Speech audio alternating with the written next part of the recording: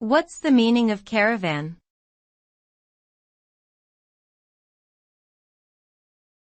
Caravan.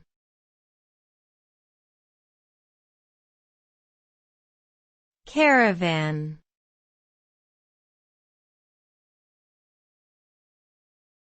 Caravan.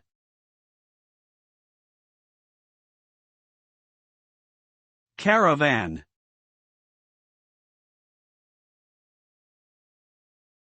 A caravan typically refers to a group of people, vehicles, or animals traveling together across long distances, often for the purpose of trade or migration. The members of the group usually depend on each other for protection and support. Caravans have been an important part of human history, particularly in regions such as the Middle East and North Africa, where they were used for trading spices, silk, and other valuable commodities. Today, the word caravan can also refer to a type of mobile home or recreational vehicle designed for vacationing or camping.